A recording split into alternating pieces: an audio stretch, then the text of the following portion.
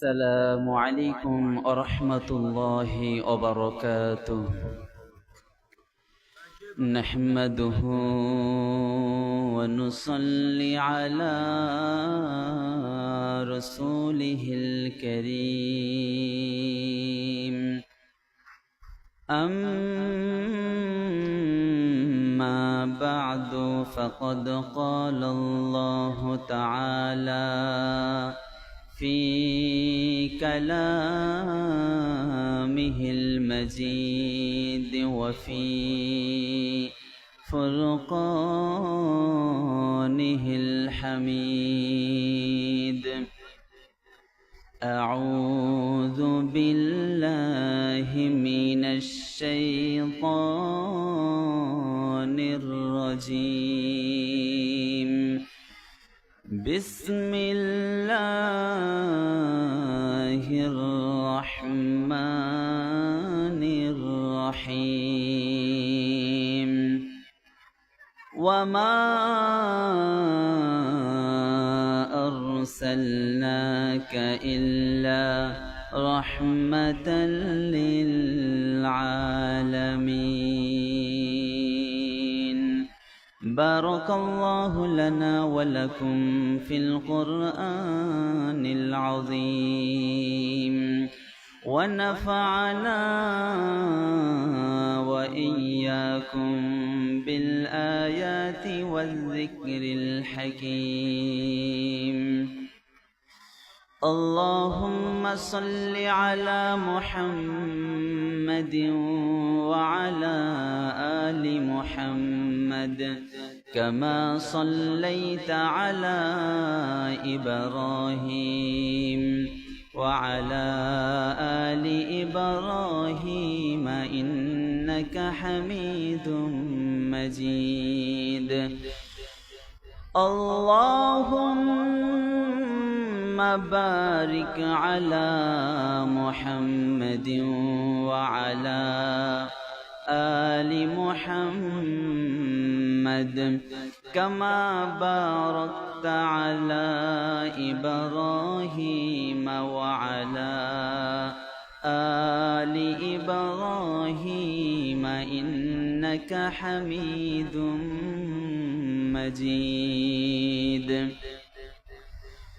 আলহামদুলিল্লাহ, দিনাজপুর কাঞ্চন কলোনি এলাকাবাসীর উদ্যোগে অধ্যকার আয়োজিত আজিমুশান মিলাদুন নবী মাহফিলের অত্যন্ত শ্রদ্ধেয়ভাজন সভাপতি, প্রধান অতিথি, বিশেষ অতিথি, প্রধান বক্তা, মুআজ্জাজ মুকাররম উলামা ইকরাম, সর্বস্তরের প্রাণ প্রিয় মুসলমান ভাইয়েরা, কলিজার টুকরা যুবক ভাইয়েরা, পর্দার আলের আমার অত্যন্ত শ্রদ্ধেয়া সম্মানিতা মা ও বোনেরা, আল্লাহ তাআলার বিশেষ দয়া, মায়া আর ভালোবাসা, তার ফজল করম আর মেহেরবানি, যেই আল্লাহ রব্বুল আলামিন আমাদেরকে সকলকে দয়া করে, মায়া করে, ভালোবেসে তার ফজল করম আর মেহেরবানিতে আজিমুশান নবীজি সাল্লাল্লাহু আলাইহি ওয়াসাল্লামের মিলাদুন নবী মাহফিলে আসার, বসার, বয়ান শোনার তৌফিক দান করলেন। এজন্য আমরা মহান আল্লাহ রব্বুল আলামিনের দরবারে শুকরগুজার হচ্ছি। সকলেই জবান খুলে পড়েন আলহামদুলিল্লাহ। সম্মানিত উপস্থিতি, আজকের আজিমুশান মিলাদুন নবী মাহফিলে আমার আলোচ্য বিষয় হলো প্রিয় নবী মুহাম্মদ সাল্লাল্লাহু আলাইহি ওয়াসাল্লামের জীবনী। মুহাম্মদ সাল্লাল্লাহু আলাইহি ওয়াসাল্লামের জীবনী থেকে আমরা আলোচনা শুনব। নবীজি সাল্লাল্লাহু আলাইহি ওয়াসাল্লামের জীবনী থেকে আমরা যদি আলোচনাগুলো শুনে আমাদের জীবনে বাস্তবায়ন করতে পারি, আমল করতে পারি, তাহলে আমাদের জীবনটা উজালা হয়ে যাবে। সম্মানিত উপস্থিতি, আমাদের প্রিয় নবী মুহাম্মদ সাল্লাল্লাহু আলাইহি ওয়াসাল্লামকে আল্লাহ তাআলা সৌদি আরবে পাঠিয়েছিলেন। শহরের নাম হলো মক্কাতুল মুকাররমা। নবীজির বংশের নাম হলো কুরাইশ বংশ। নবীজি হলেন হাশেমি খানদানের, অর্থাৎ পৃথিবীতে সর্বশ্রেষ্ঠ শহর হলো মক্কা মুকাররমা। পৃথিবীতে সর্বসেরা বংশ হলো কুরাইশ বংশ, সর্বশ্রেষ্ঠ খানদান হলো হাশেমি খানদান। আল্লাহ তাআলা নবীজি সাল্লাল্লাহু আলাইহি ওয়াসাল্লামকে পৃথিবীর সেরা শহরে, সেরা বংশে, সেরা খানদানে রহমত করে পাঠিয়েছেন। পড়েন সুবহানাল্লাহ। আল্লাহ বলেন 17 পারা 10 নম্বর পৃষ্ঠা 6 নম্বর লাইনে আছে, সূরা আম্বিয়ার 107 নম্বর আয়াত। আল্লাহ বলেন ওয়ামা আরসালনাকা ইল্লা রাহমাতাল লিল আলামিন। আল্লাহ বলেন নবী, আমি আপনাকে বিশ্ব জগতের জন্য রহমত করে পাঠিয়েছি। পড়েন সুবহানাল্লাহ। নবীজি সাল্লাল্লাহু আলাইহি ওয়াসাল্লামকে শুধু মানুষের জন্য আল্লাহ পাঠান নাই, শুধু জিন জাতির জন্য পাঠান নাই। নবীজি সাল্লাল্লাহু আলাইহি ওয়াসাল্লামকে আল্লাহ পাক সমগ্র পৃথিবীর জন্য রহমত স্বরূপ পাঠিয়েছেন। গাছপালা, তরুলতা, পাহাড় পর্বত, নদী নালা, পৃথিবীতে যত মাখলুক আছে, আসমান জমিন, জিন জাতি, মানুষ জাতি, সবার জন্য আল্লাহ তাআলা নবীজিকে রহমত করে পাঠিয়েছেন। পড়েন সুবহানাল্লাহ। রহমাতাল লিল আলামিন। আলম এক বচন মানে জগৎ, আর আলামিন বহু বচন মানে বিশ্ব জগৎ। পৃথিবীতে যত জগৎ হতে পারে, বিশ্ব জগতের জন্য, সমগ্র জগতের জন্য আল্লাহ তাআলা নবীজিকে রহমত স্বরূপ পাঠিয়েছেন। পড়েন সুবহানাল্লাহ। নবীজি সাল্লাল্লাহু আলাইহি ওয়াসাল্লামের প্রথম নাম হলো মুহাম্মদ। নবীজির আরেক নাম হলো আহমদ। হাদিসের কিতাব মুয়াত্তা ইমাম মালিক, মুয়াত্তা ইমাম মালিকের 1832 নম্বর হাদিসের বর্ণনা। ইমাম মালিক রাহিমাহুল্লাহ কিতাবু আসমাইন নবী সাল্লাল্লাহু আলাইহি ওয়াসাল্লাম অধ্যায়ের মধ্যে হাদিস টেনেছেন। এই হাদিসের মধ্যে নবীজি সাল্লাল্লাহু আলাইহি ওয়াসাল্লামের 5টি নাম পাওয়া যায়। নবীজি বলেন আমার 5টি নাম আছে। 1 নাম্বার হলো আনা মুহাম্মদ, আমি মুহাম্মদ। 2 নাম্বার হলো আহমদ। 3 নাম্বার হলো মাহি। 4 নাম্বার হলো হাশের। 5 নাম্বার হলো আকেব। নবীজি বলেন আমার 5টি নাম আছে, মুহাম্মদ, আহমদ, মাহি, হাশের, আকেব। নবীজি সাল্লাল্লাহু আলাইহি ওয়াসাল্লামের নামের সাথে আর পৃথিবীর কোনো নাম হতে পারে এমন বিশ্বস্ত নাম আর হতে পারে? মুহাম্মদ কি সুন্দর নাম, আহমদ কি সুন্দর নাম। আহমদ বড় বিশ্বস্ত, সে কোন বন্ধু বলো বেশি বিশ্বস্ত, কার কাছে মন খুলে দেয়া যায়, কার কাছে প্রাণ খুলে দেয়া যায়, হওয়া যায় অতি আশ্বস্ত। তার নাম আহমদ বড় বিশ্বস্ত, সে কোন বন্ধু বলো বেশি বিশ্বস্ত। পড়েন সুবহানাল্লাহ। নবীজির নাম মুহাম্মদ, নবীজির নাম আহমদ। নবীজি সাল্লাল্লাহু আলাইহি ওয়াসাল্লামের পিতার নাম আব্দুল্লাহ। নবীজি সাল্লাল্লাহু আলাইহি ওয়াসাল্লামের মায়ের নাম হযরত আমিনা। নবীজি সাল্লাল্লাহু আলাইহি ওয়াসাল্লামের দাদার নাম হলো আব্দুল মুত্তালিব। নাম বলার সময় 3টা নাম বলতে হয়, নিজের নাম, বাবার নাম, দাদার নাম।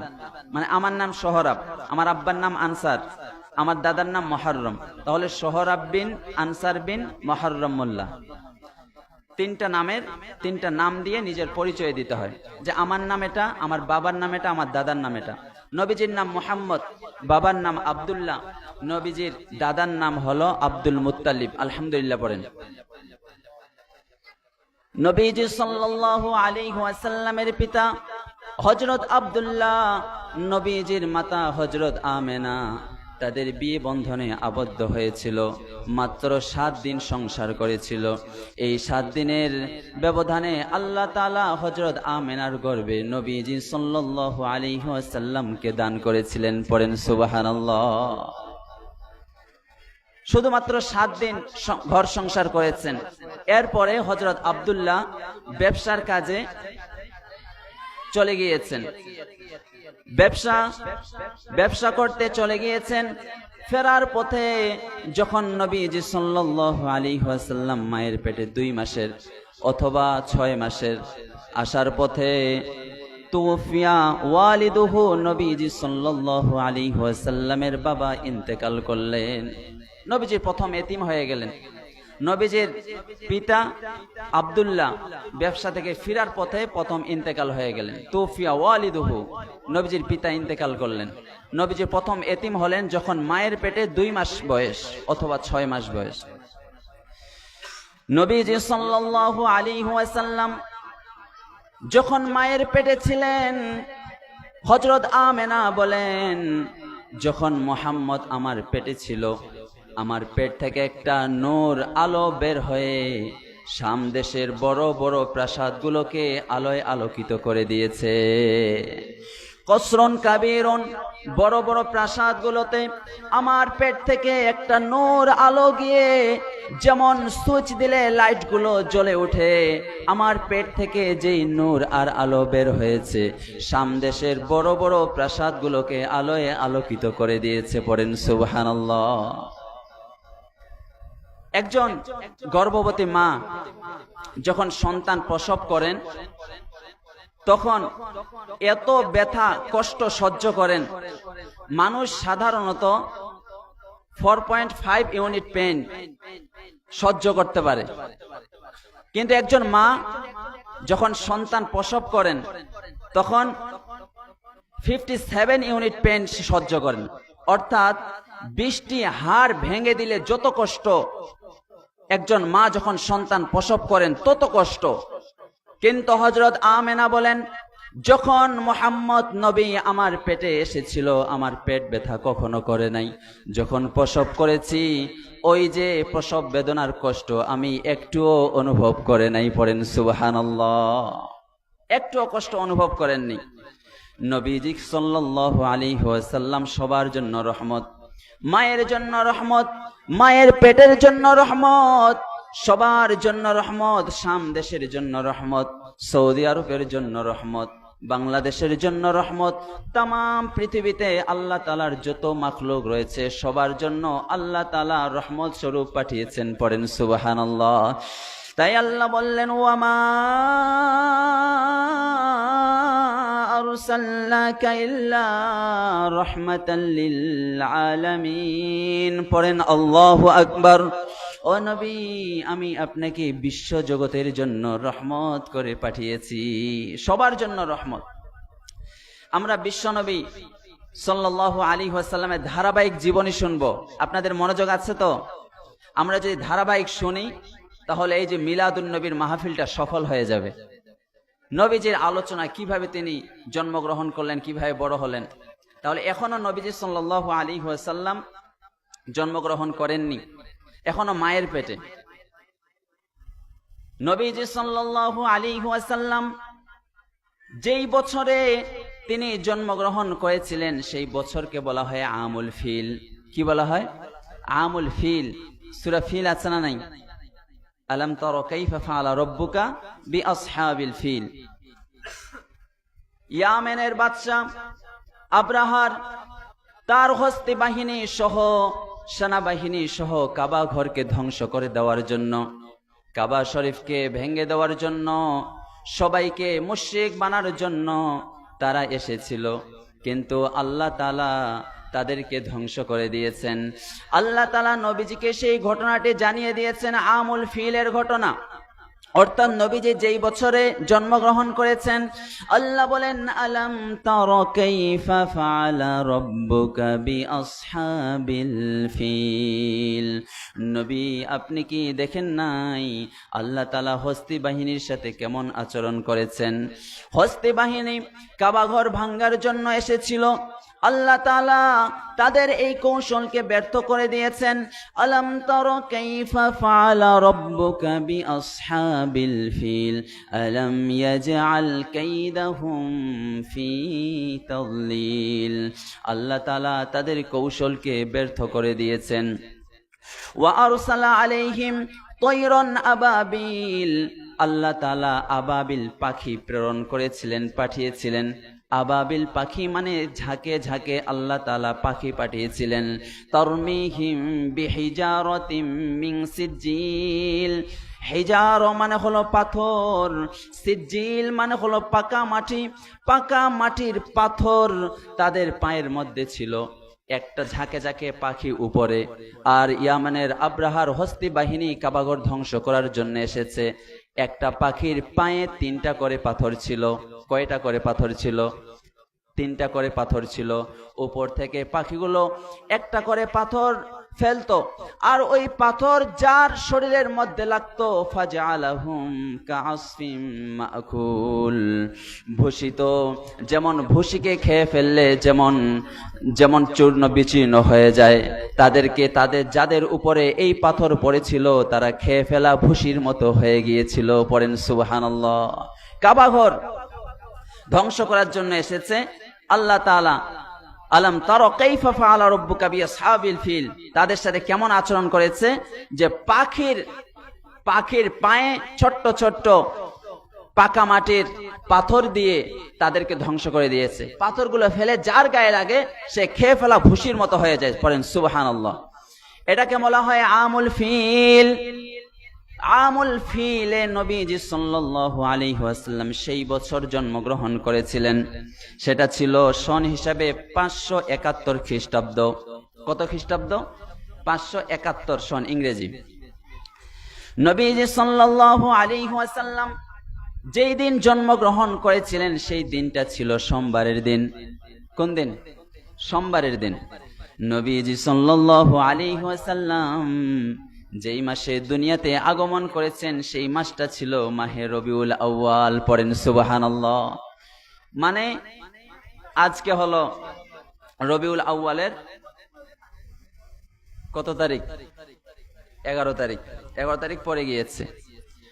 নবীজি সাল্লাল্লাহু আলাইহি ওয়াসাল্লাম রবিউল আউয়াল মাসের 8 তারিখে জন্মগ্রহণ করেছেন। এটা বিশুদ্ধ মত। তবে মতানৈক্য রয়েছে, কেউ বলেছেন 1 তারিখে, কেউ বলেছেন 2 তারিখে, কেউ বলেছেন 8 তারিখে, কেউ বলেছেন 12 তারিখে। তবে বিশুদ্ধ হলো 8 তারিখ। মতানৈক্য রয়েছে, কিন্তু মৃত্যুর ব্যাপারে কোনো মতানৈক্য নেই। নবীজি সাল্লাল্লাহু আলাইহি ওয়াসাল্লাম 12 রবিউল আউয়ালে ইন্তেকাল করেছেন। তাহলে মশহুর কৌল অনুযায়ী 12 তারিখে রবিউল আউয়াল তিনি জন্মগ্রহণ করেছেন, আবার 12 রবিউল আউয়াল তিনি মৃত্যুবরণ করেছেন। নবীজি সাল্লাল্লাহু আলাইহি ওয়াসাল্লাম দুনিয়াতে এসেছেন আমাদের জন্য রহমত। আমরা খুশি নাকি বেজার? খুশি নাকি বেজার? সবাই পড়েন আলহামদুলিল্লাহ। নবীজি সাল্লাল্লাহু আলাইহি ওয়াসাল্লাম এই দুনিয়ার বুককে উজালা করে আল্লাহ তাআলা নবীজিকে তামাম পৃথিবীর জন্য রহমত করে পাঠালেন। নবীজি সাল্লাল্লাহু আলাইহি ওয়াসাল্লামের বয়স যখন 1 বছর, কত বছর? 1 বছর। নবীজি সাল্লাল্লাহু আলাইহি ওয়াসাল্লামকে দুধ পান করানোর জন্য ধাত্রী মায়ের প্রয়োজন। তখন আরব দেশে নিয়ম ছিল, যখন নবজাতক শিশুর জন্ম হয় তখন আরেকজন ধাত্রী মায়ের কাছে দিয়ে দেন, দুধ পান করানোর জন্য আরেকজন মায়ের কাছে দিয়ে দেন। ব্রেস্ট ফিডিং উইমেন সবাই এসেছে নবজাতক শিশুকে নেওয়ার জন্য, দুধ পান করানোর জন্য। সবাই এসে যাদের মা বাবা আছে সম্ভ্রান্ত পরিবারের সবাইকে নিয়ে যায়। কিন্তু যখন শুনছে নবীজি সাল্লাল্লাহু আলাইহি ওয়াসাল্লাম এতিম, বাবা নাই, তখন আর কেউ কথা বলছে না।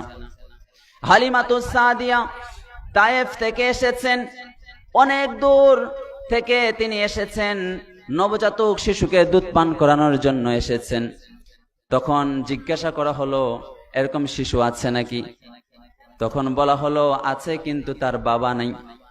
তার বাবা নাই। হালিমাতুস সাদিয়া ভাবছেন যে বাবা নাই, তাহলে তো টাকা পয়সা একটু কম পাবো, ছেলেটাকে দুধ পান করাবে, তাহলে একটু টাকা পয়সা তার বাবা থাকলে দিত, এখন তো বাবা নাই, তাহলে কিভাবে দিবে? আজীব ঘটনা। হালিমাতুস সাদিয়া বলেন, যখন হালিমাতুস সাদিয়া বললেন হোক এতিম, তুমি বাচ্চাটাকে দেখাও, যখন শিশু নবী মুহাম্মদ সাল্লাল্লাহু আলাইহি ওয়াসাল্লামকে দেখেছেন, দেখার সাথে সাথে যেন আসমানের চাঁদ যেমন উদিত হয়, নবীজি সাল্লাল্লাহু আলাইহি ওয়াসাল্লামের চেহারা মোবারকে চাঁদ যেন উদিত হয়েছে। পড়েন সুবহানাল্লাহ। হালিমাতুস সাদিয়া অনেক দূরের পথ অতিক্রম করে এসেছেন, তিনি ক্লান্ত হয়ে গিয়েছেন, তার স্তনে তেমন দুধ নাই। নবীজিকে কোলে নেওয়ার সাথে সাথে হালিমাতুস সাদিয়ার স্তনের মধ্যে দুধ ভরপুর হয়ে গেছে। গাধার পিঠে এসেছিল, উটের পিঠে এসেছিল, গাধাটা দুর্বল হয়ে গিয়েছিল। নবীজিকে নিয়ে যখন হালিমাতুস সাদিয়া গাধার পিঠে উঠেছেন, সেই অসচ্ছল গাধাটি, দুর্বল গাধাটি সাথে সাথে তেজি গাধা হয়ে গেছে। পড়েন সুবহানাল্লাহ। কারণ নবীজি সবার জন্য রহমত, ঠিক কিনা? গাধার জন্য রহমত, উটের জন্য রহমত, দুধ মায়ের জন্য রহমত, তামাম পৃথিবীর জন্য রহমত। ওয়ামা আরসালনাকা ইল্লা রাহমাতাল লিল আলামিন। তিনি রহমত, রহমতে আলম, নূরে মুজাসসাম, রহমতে আলম, নূরে মুজাসসাম। সাহাবীরা আতর বানায় ওই নবীজির ঘাম, সাহাবীরা আতর বানায় ওই নবীজির ঘাম। পড়েন সুবহানাল্লাহ। সবার জন্য রহমত, দুধ মায়ের জন্য রহমত। এই রহমত শুরু হয়ে গেল হালিমাতুস সাদিয়ার ঘরে। পড়েন সুবহানাল্লাহ। বেদুইন এলাকা ছিল, বনু সাদ গোষ্ঠী। হালিমাতুস সাদিয়া বেদুইন এলাকায় নবীজিকে নিয়ে গেলেন, বনু সাদ গোষ্ঠীতে। সেখানে সবাই পিওর ল্যাঙ্গুয়েজে কথা বলে, আরবীয় মুবিন, স্পষ্ট ভাষা। পিওর ল্যাঙ্গুয়েজ শেখানোর জন্য নবীজি সাল্লাল্লাহু আলাইহি ওয়াসাল্লামকে নিয়ে গেলেন। নবীজি সাল্লাল্লাহু আলাইহি ওয়াসাল্লাম হালিমাতুস সাদিয়ার দুধ পান করতে আরম্ভ করলেন, আর তরতাজা মোটা তাজা হয়ে উঠলেন, বিশুদ্ধ ভাষা শিখা শুরু করে দিলেন। নবীজি সাল্লাল্লাহু আলাইহি ওয়াসাল্লামের বয়স যখন 2 মাস হলো, 2 বছর হলো, তখন হালিমাতুস সাদিয়া দুধ পান করানো কমপ্লিট করে ফেললেন। দুধ পান করানো মেয়াদ হচ্ছে 2 বছর। কত বছর? 2 বছর।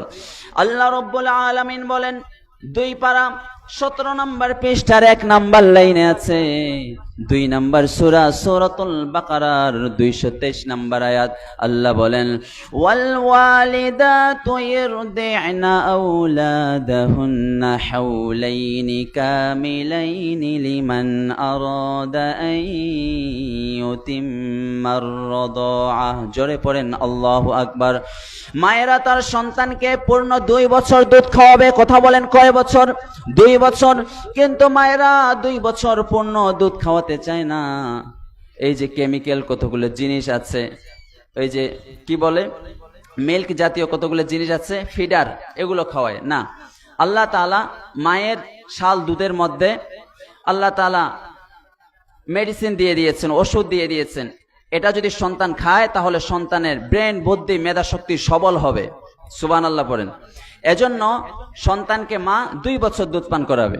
হালিমাতুস সাদিয়া তিনি 2 বছর দুধ পান করালেন। যখন 2 বছর দুধ পান করানো হয়ে গেল, তখন আবার হযরত আমিনার কাছে দেখা করানোর জন্য আবার চলে আসলেন। আসে দেখে শুনে 2 বছরের ছোট বাচ্চা, নবীজি সাল্লাল্লাহু আলাইহি ওয়াসাল্লাম, আল্লাহর নবী তো সুন্দর সুন্দর কথা বলে, মন ভুলানো কথা বলে, শুধু কথা বলা শিখেছে 2 বছর।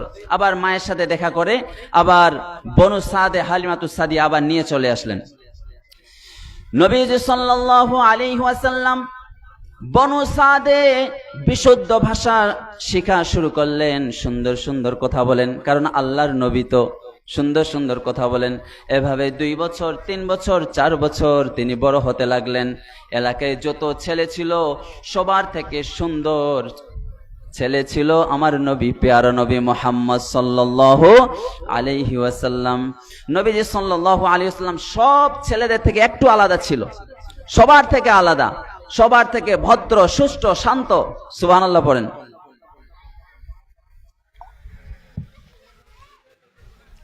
নবীজি সাল্লাল্লাহু আলাইহি ওয়াসাল্লামের বয়স যখন 4, আপনারা ধারাবাহিক আলোচনা বুঝতেছেন তো?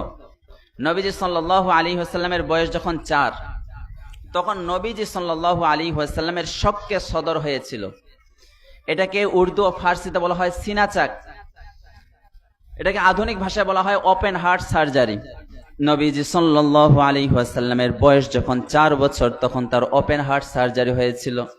এটা দুনিয়ার কোন ডক্টর ওপেন হার্ট সার্জারি করেছে এমনটা না, ডক্টর ছিল জিবরাইল আলাইহিস সালাম। পড়েন আল্লাহু আকবার। নবীজি সাল্লাল্লাহু আলাইহি ওয়াসাল্লামের বয়স যখন 4 বছর, নবীজি সাল্লাল্লাহু আলাইহি ওয়াসাল্লামের সিনা চাক হয়েছিল, ওপেন হার্ট সার্জারি হয়েছিল। জিবরাইল আলাইহিস সালাম হলেন ডাক্তার। বন্ধুরা আমার, হাদিসের কিতাব মুসলিম, সহিহ মুসলিম শরীফের 302 নম্বর হাদিসের বর্ণনা। ইমাম মুসলিম আল ঈমান অধ্যায়ের মধ্যে হাদিসটি এনেছেন। হাদিসটি বর্ণনা করেছেন আনাস বিন মালিক রাদিয়াল্লাহু আনহু। আনাস ইবনে মালিক রাদিয়াল্লাহু আনহু আন্না রাসূলুল্লাহ সাল্লাল্লাহু আলাইহি ওয়াসাল্লাম আতাহু জিবরিলু ফাস্তাখরাজাল কলবা ফাস্তাখরাজা মিনহু আলাকাতান। জিবরাইল আলাইহিস সালাম নবীজি সাল্লাল্লাহু আলাইহি ওয়াসাল্লামের কাছে আসলেন। ওয়া হুয়া ইয়ালআবু মাল গিলমানে, তখন নবীজি শিশুদের সাথে খেলাধুলা করছেন, মানে সাথী ভাইদের সাথে খেলাধুলা করছেন। জিবরাইল আলাইহিস সালাম নবীজিকে এভাবে ধরলেন। ফাআখাযাহু ফাসরাহু ফাশাক্কা আন কলবিহি, নবীজিকে ধরে মাটিতে শুইয়ে দিলেন। শুইয়ে দেওয়ার পরে তার বুকটা চিরে ফেললেন। চিরে ফেলার পরে ফাস্তাখরাজাল কলবা, নবীজির অন্তর মোবারককে বের করে নিলেন। ফাস্তাখরাজ মিনহু আলাকাতান, এরপরে একটা রক্তপিণ্ড ছিল, রক্তপিণ্ডটা বের করে নিলেন। বের করে নেওয়ার পরে জিবরাইল আলাইহিস সালাম বলেন, ফাকালা হাযা হাযুশ শাইতানি মিনকা, এটা হলো শয়তানের অংশ। আমাদের অন্তরের মধ্যেও কিন্তু একটা শয়তানের অংশ আছে। নবীজির অন্তর থেকে জিবরাইল আলাইহিস সালাম এই সন্তানের রক্তপিণ্ডটাকে বের করে নিলেন। সুম্মা গসালাহু ফি তাসনিন মিন যাহাবিন বিমা'i জামজামা, জিবরাইল আলাইহিস সালাম একটা স্বর্ণের পাত্রের মধ্যে নবীজির অন্তরটাকে রাখলেন। পড়েন আল্লাহু আকবার। নবীজির অন্তরটাকে তো বের করে নিয়েছেন, একটা স্বর্ণের পাত্রের মধ্যে রাখলেন। বিমা'i জামজামা, জমজমের পানি দিয়ে ধৌত করলেন। সুম্মা লামাহু সুম্মা আ'াদাহু ফি মাকানিহি, নবীজির অন্তরের মধ্যে আবার নবীজির বুকের মধ্যে আবার নবীজির অন্তরটাকে বসিয়ে দিলেন। এই দেখে শিশুরা কিন্তু নিজ চোখে দেখছিল। ওয়াজা আল গিলমান ইয়াসাউনা ইলা উম্মিহি ইয়ানি যিরাহু, শিশুরা দৌড়ে নবীজি সাল্লাল্লাহু আলাইহি ওয়াসাল্লামের দুধ মায়ের কাছে দৌড়ে গেলেন, মানে হালিমাতু সাদিয়ার কাছে দৌড় দিয়ে গেলেন। ফাকালু ইন্না মুহাম্মাদান কদ কুতিলা, শিশুরা নবীজির দুধ মা হালিমাতু সাদিয়াকে গিয়ে বললেন, মুহাম্মদকে একজন কতল করে ফেলেছে, একজন তাকে হত্যা করে ফেলেছে। কদ কুতিলা মুহাম্মদ, এটা শোনার পরে ফাস্তাকমালুহু, সবাই দৌড়ে গেলেন নবীজি, শিশু নবী 4 বছরের নবী মুহাম্মদ সাল্লাল্লাহু আলাইহি ওয়াসাল্লামের কাছে। ওহুয়া মুনতাকাউল লাউনি, সবাই গিয়ে দেখেন নবীজি সাল্লাল্লাহু আলাইহি ওয়াসাল্লামের চেহারাটা ভয়ে বিবর্ণ হয়ে আছে। রাবি বর্ণনাকারী সাহাবী আনাস রাদিয়াল্লাহু আনহু বলেন, ওয়াকাদ কুনতু আরা আসর যালিকাল মিখিয়াতি ফি সাদরিহি, আমি নবীজির বুকে এই ওপেন হার্ট সার্জারির দাগ মোবারক দেখেছি। পড়েন সুবহানাল্লাহ। নবীজি খুব লজ্জাশীল ছিলেন। নবীজিকে এভাবে জিবরাইল আলাইহিস সালাম শুইয়ে দিয়ে তার সিনা মোবারক এভাবে চিরে দিয়ে অন্তরটাকে বের করে আবার সেট করে দিলেন। নবীজি লজ্জাশীল ছিলেন, খুব লজ্জা পেয়েছিলেন এবং তার চেহারা ভয়ে বিবর্ণ হয়ে গিয়েছিল। বন্ধুরা আমার, নবীজির লজ্জা কেমন ছিল জানেন নাকি? হাদিসের কিতাব বুখারী, সহিহ বুখারী শরীফের 3562 3562 নম্বর হাদিসের বর্ণনা। ইমাম বুখারী কিতাবুল মানাকিব অধ্যায়ের মধ্যে হাদিসটি এনেছেন। নবীজি সাল্লাল্লাহু আলাইহি ওয়াসাল্লামের লজ্জা কেমন ছিল?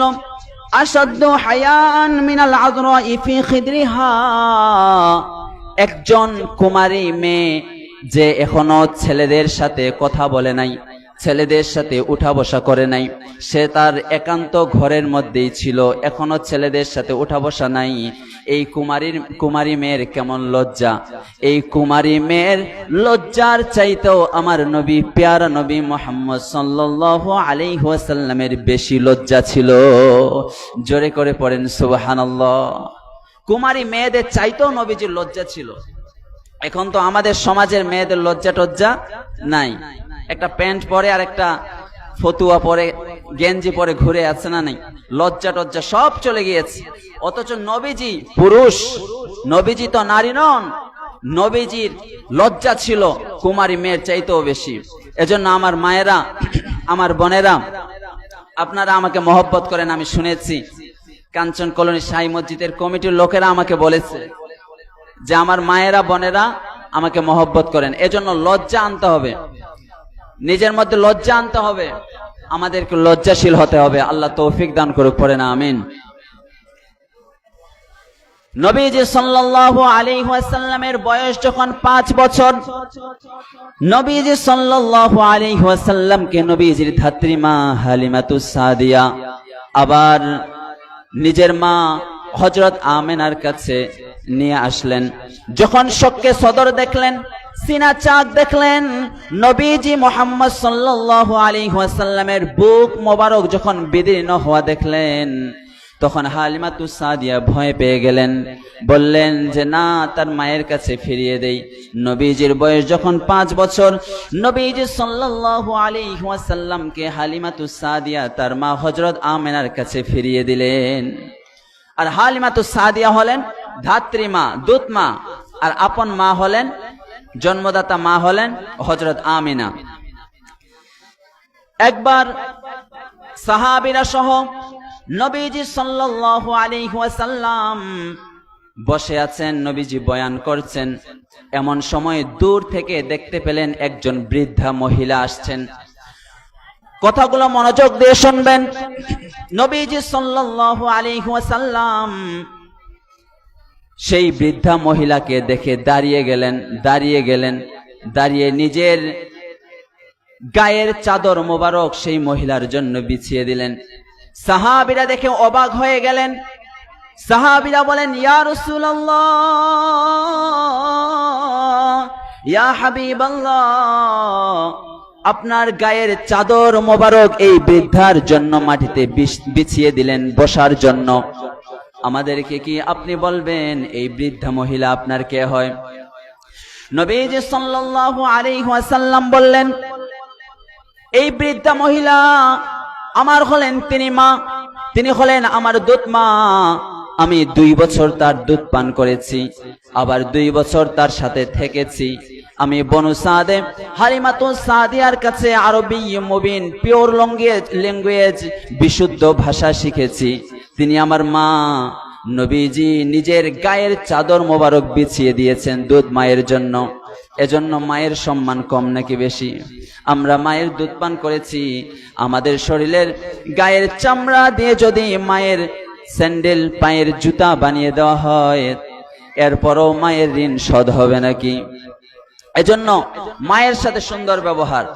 নবীজি সাল্লাল্লাহু আলাইহি ওয়াসাল্লাম বলেছেন, এটা কখনো শোধ করা যাবে না, মায়ের ঋণ কখনো শোধ করা যাবে না। এটা আল্লাহ তাআলার রহমত। আলহামদুলিল্লাহ পড়েন।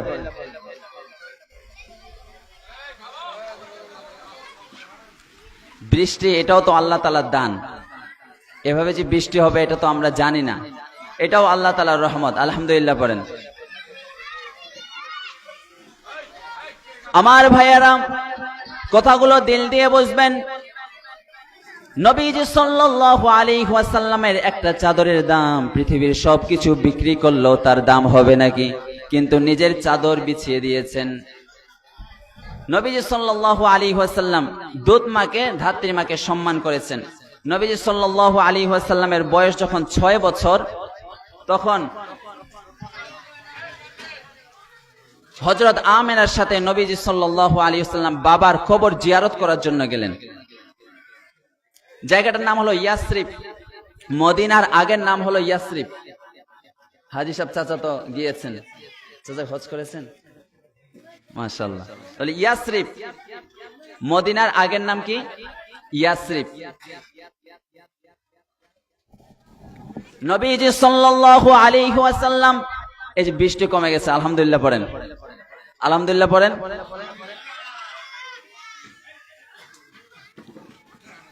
আমার ভাইয়েরা কথাগুলো মনোযোগ দিয়ে শুনবেন।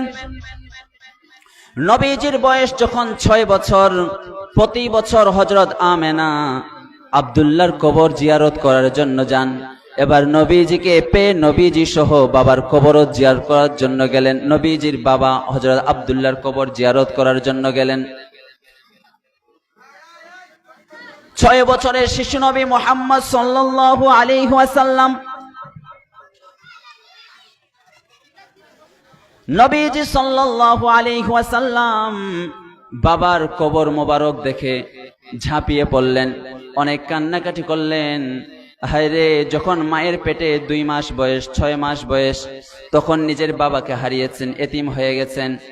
আবার জিয়ারত করে হযরত আমেনা নবীজি সাল্লাল্লাহু আলাইহি ওয়াসাল্লামকে নিয়ে উটের পিঠিতে আসা শুরু করলেন। হযরত আমেনার দাসী ছিল উম্মে আইমান। কি নাম? উম্মে আইমান।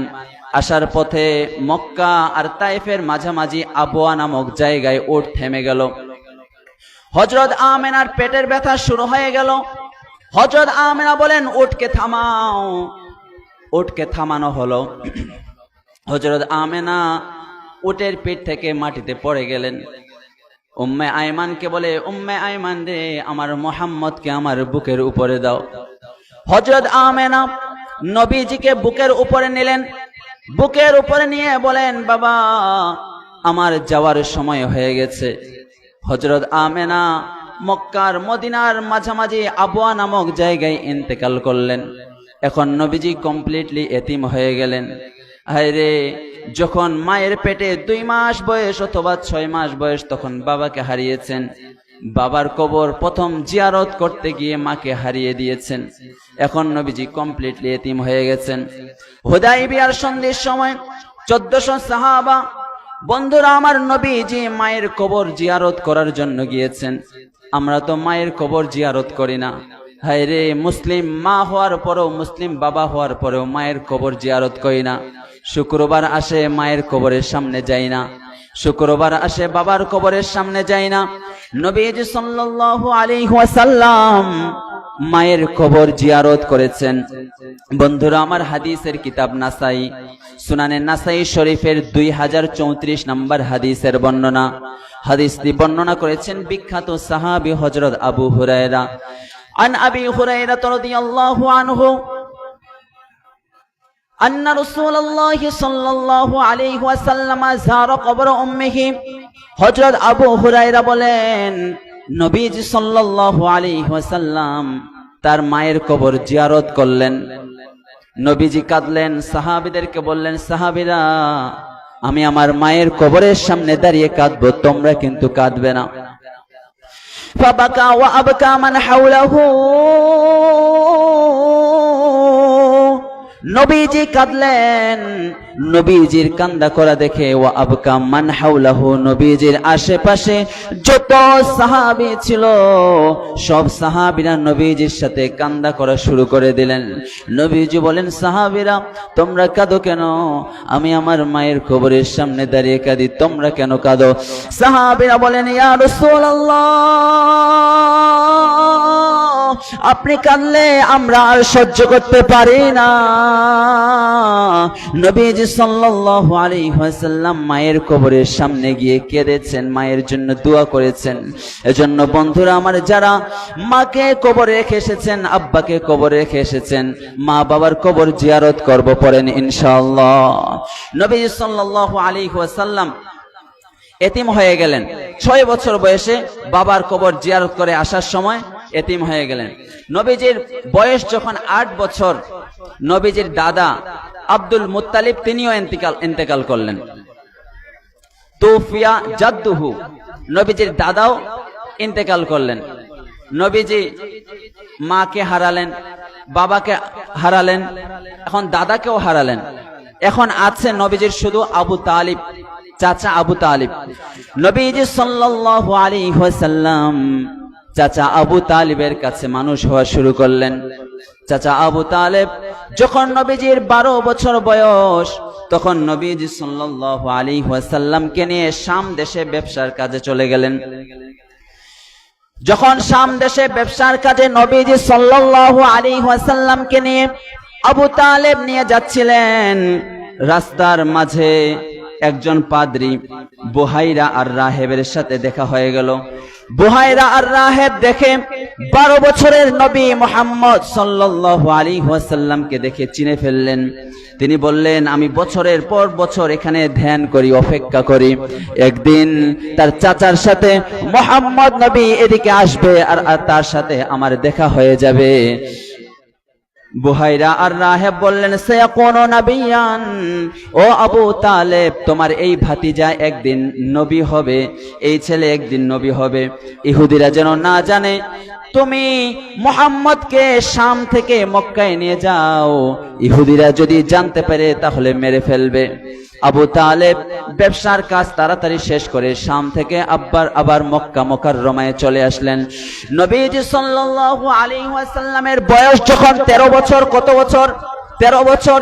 নবীজি সাল্লাল্লাহু আলাইহি ওয়াসাল্লাম 13 বছর থেকে উপার্জন করা শুরু করে দিলেন। আলহামদুলিল্লাহ পড়েন। আমাদের ছেলেরা তো এখন বেকার। আমাদের ছেলেরা কি বেকার? এই যে বেকার রাখার জন্য এখন নেশাকর হচ্ছে, আছে না নাই? এই যে গেমস খেলে, এগুলোর নামও তো আমি জানি না, এই জন্য বলতে পারলাম না। গেমস খেলে, এরপরে সবসময় খেলাধুলা করে, আর এই যে মোবাইল নিয়ে সারাক্ষণ মোবাইল নিয়ে পড়ে থাকে। নবীজি সাল্লাল্লাহু আলাইহি ওয়াসাল্লাম 13 বছর বয়সে উপার্জন করা শুরু করেছেন। নবীজির যখন 13 বছর বয়স, তখন তিনি ছাগল চড়ানো শুরু করলেন। কি চড়ানো? ছাগল চড়ানো শুরু করলেন। বন্ধুরা আমার, সহিহ বুখারী শরীফের হাদিসের বর্ণনা, সহিহ বুখারী শরীফে 2262 নম্বর হাদিসের বর্ণনা। ইমাম বুখারী কিতাবুল ইজারা অধ্যায়ের মধ্যে হাদিসটি এনেছেন। নবীজি বলেন, মা বাসাল্লাহু নাবিয়ান ইল্লা রাল গনাম, পৃথিবীতে যত শ্রেষ্ঠ মানুষ এসেছেন তার মধ্যে হলো নবীগণ। আল্লাহ তাআলা এমন কোন নবী পাঠান নাই যেই নবী ছাগল চড়ান নাই। ক্বালা আসহাবুহু আনতা ইয়া রাসূলুল্লাহ, সাহাবীরা বললেন, নবী আপনিও কি ছাগল চড়িয়েছেন নাকি? নবীজি সাল্লাল্লাহু আলাইহি ওয়াসাল্লাম বললেন, নাম, আমিও ছাগল চড়িয়েছি। কুনতু আরআহা আলা করারিতলি আহলি মক্কাতা, আমি অল্প কিছু টাকার বিনিময়ে, অল্প কিছু মুদ্রার বিনিময়ে মক্কাবাসীদের ছাগল চড়িয়ে দিতাম। পড়েন সুবহানাল্লাহ। নবীজি শিখিয়েছেন, কাজে কোনো লজ্জা নেই। 13 বছরের নবীজি ছাগল চড়িয়েছেন, উপার্জন করা শুরু করে দিয়েছেন। এজন্য আমাদের ছেলেগুলোকেও কাজে লাগিয়ে দিব। পড়ালেখার পাশাপাশি কি লাগিয়ে দিব? কাজে লাগিয়ে দেব।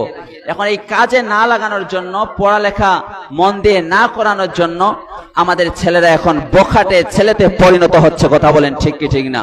সম্মানিত উপস্থিতি, কাজে কোনো লজ্জা নেই। এখন ছেলেরা একটু স্ট্যান্ডার্ড বয়, তারা আবার কাজ টাজ করবে নাকি, মানে নিজেকে ছোট সমঝে যে এই কাজটা আমি করব, এটা কি আমার কাজ না। যেই কাজটাই হোক, কাজটা ছোট হোক, এটা তোমার জন্য বড়। যে যেই কাজ করে সেই কাজটা তার জন্য বড়। যে রিক্সা চালায় তার জন্য এই কাজটা বড় কাজ। এই কাজ সবাই পারবে না। যে যেই কাজ করে, যে লেখালেখির কাজ করে সে লেখালেখির কাজ করবে। কেউ মাস্টার হবে, কেউ টিচার হবে, কেউ শিক্ষক হবে, কেউ শিক্ষিকা হবে, কেউ গভর্নর হবে, কেউ প্রেসিডেন্ট হবে, কেউ রিক্সাওয়ালা হবে, কেউ ভ্যানওয়ালা হবে, কেউ কুলিওয়ালা হবে, কেউ ফেরিওয়ালা হবে। এটা স্বাভাবিক। যে যেই কাজ করছেন, কোন কাজকে ছোট করে দেখা যাবে না। সবার দিক থেকে, যার যে যেটা কাজ করে তার দিক থেকে এই কাজটা বড়। নবীজি শিখিয়েছেন, কাজে কোনো লজ্জা নেই।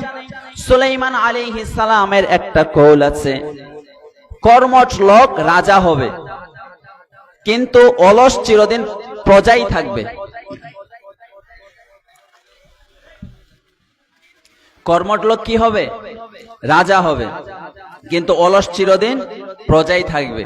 এজন্য যুবক ভাইয়েরা, কখনো বেকার থাকা যাবে না। যে পড়ালেখা করছেন, ভালো করে পড়ালেখা করেন, পড়ালেখা করেন। এদিক সেদিক সময় নষ্ট করার সময় আমাদের হাতে নাই।